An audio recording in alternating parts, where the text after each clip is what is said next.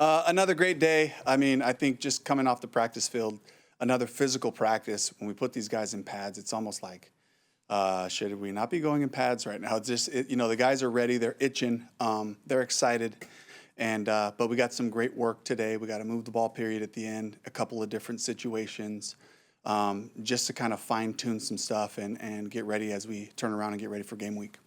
It looked like Damien was out of a red jersey, at least Yeah. when we were out there. How much did he participate today? Yeah, so we had him just full go and individual, so he could body up and really stress himself, see where he's at. But he was still on that pitch count where he didn't take team reps as the practice went on. But he's right on schedule with the progression that we thought. Denny's had a great plan for D-Lou to get back to this point, to start hitting stuff in front of him. So he got some really good contact. He's getting great work, and we expect him to be able to practice full next week. Dave, how do you manage that energy, though? Because you're still a week plus out, right? Like, you don't want to burn them out, right? How do you sort of balance that?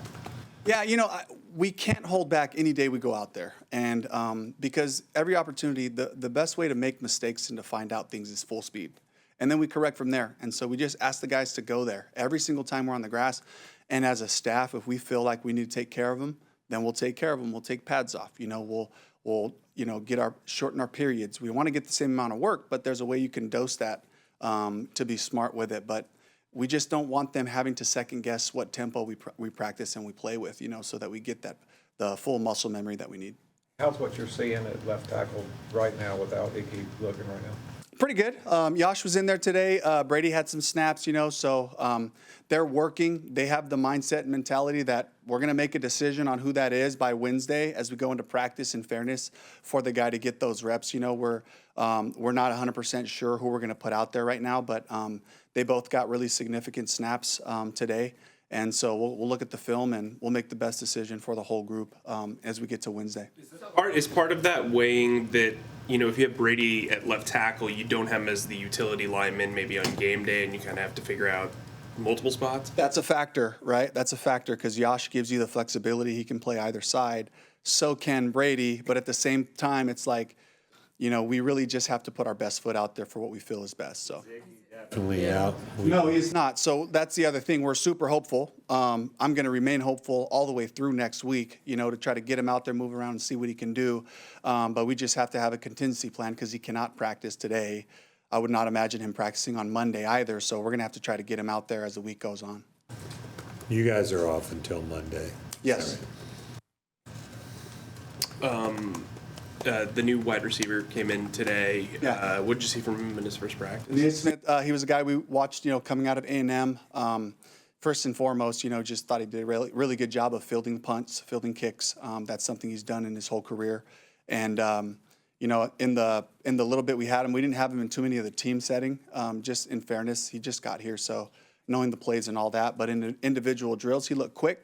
He's got some power, for being a shorter guy. He's pretty well built. He's done some running back in his past. Really an intriguing prospect, being able to offer multiple things.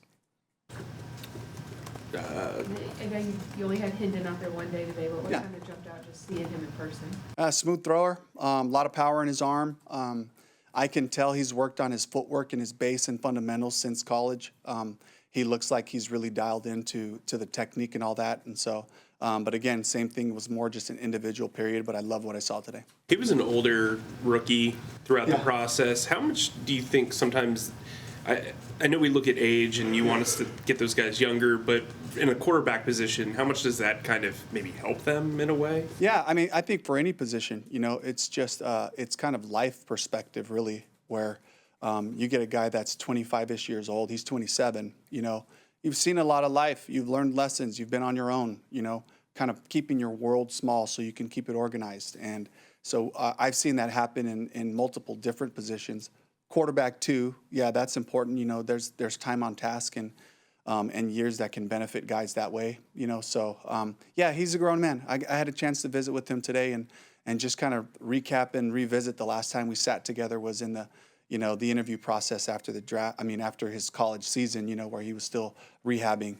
But it's the same guy, same depth of character. I really just happen to like him a lot. And so, and plus all the talent, I'm really excited for him to be here. Is he Heading into the season, how do you kind of view this tight end position? I think you got 4 of them on the roster. I know you use 2 at times, but do you have a clear-cut starter there, and how do you kind of see everybody's role shaking out?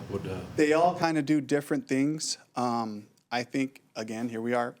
Who can help on special teams? That's going to make the determining factor on who's the third tight end up. JT will certainly be out there. And then we got to see how we're going to use the rest of the guys with Mitch Evans, with James Mitchell, with Tommy Tremble.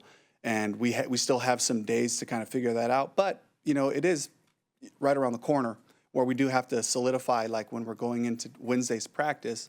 So those decisions got to be made by Tuesday night. But I'm really happy with that group. They're a versatile group. They're tough.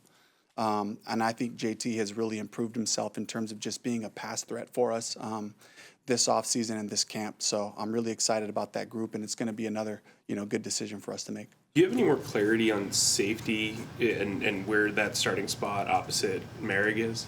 We will see next week. We are practicing in different modes right now, but I just love having 3 guys that have been trained, that have been here with us, and they've all flashed in different ways, So, and that's Damani, that's Nick, that's Lathan, So all 3 guys, again, they all bring a little different flavor. Lathan is like the downhill smack you type of player. Nick is like, is the elder statesman of the group. When he talks, everyone gets organized. That's such a valuable thing, And then Damani, he just has such great range, and he's so useful in a bunch of different ways. So it's a good group. Have you had any interesting or telling interactions with Derek Brown this summer? I just think the whole, just his whole approach to this season. He wants to win. He wants to win bad. He wants to win right now. And I can feel his presence on the defensive side. This is how we're going to practice, and this is how we're going to play. It's infectious to have him out there because he just works so hard. He chases everything down. He doesn't take any play off. He gets through. If he has a good pass rush, he redirects and chases the ball down the field. If he has a good run play, he fits up. He kind of just redirects and follows the running back, and he's getting himself in game shape. He's showing everybody what it looks like to extend the play through the echo of the whistle. You and I both know plays don't always just stop at the point of contact. Sometimes special running backs will break a tackle. A receiver may make somebody miss, so we have to have everybody in pursuit, and he brings that tenacity and that work ethic to our group. If last year you guys told JT that he had to earn getting that number 0, for some guys, roster numbers or jersey numbers are important to them. Mm-hmm. Do you have any cool stories maybe about you personally in wearing a jersey number in high school or college, or dealing with a player when you were, I know that's kind of like out of left field, but like any interesting jersey number stories? I guess the fact that I wore 81 for 4 out of my 5 years in college, and my favorite number was 17, and the punter was number 17. He was our starting punter the whole time. We were the same class, and we were having lunch in our last training camps, our 5th year. I took a redshirt year. It was our 5th year. We're having lunch, just hanging out, and I just kind of commented, I was like, man, I wanted that number, and he was like, you're wearing my high school number. And so we were kind of shocked that we hadn't had this conversation before. We're wearing each other's jersey numbers. So in a way, Kevin Kwan, I'm one of his biggest fans, and he's one of mine. So hopefully he gets to see this at some point. But anyway, that's my funny story for that. Did you guys end up switching that? We swapped for the season, yeah. So anyway, that's all I can really think of. And otherwise, guys kind of, I think sometimes what happens with guys, as they make these shifts in their career, I notice it with hair. Sometimes the guy will come back with a different hairstyle. I was like, something's going on here. If the guy wants a different jersey, I might just be trying to turn another leaf, And so, but for JT, it was just him working really hard, doing what we asked, and it was a cool way to reward him last year. 17. It's just a family number. So Jeffrey Waters is my favorite player, Carson High School safety, so I chose 17, and a lot of my kids wear 17, so it's a kind of a family number. And Lizzie did too at soccer and when she was younger. So You were doing Last that, one. that 2023 draft prep, and both Hendon and Bryce were in that draft.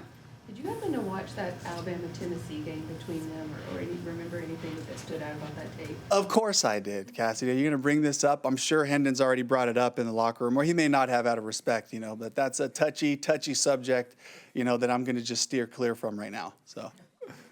Thank you very much. Okay, thank you.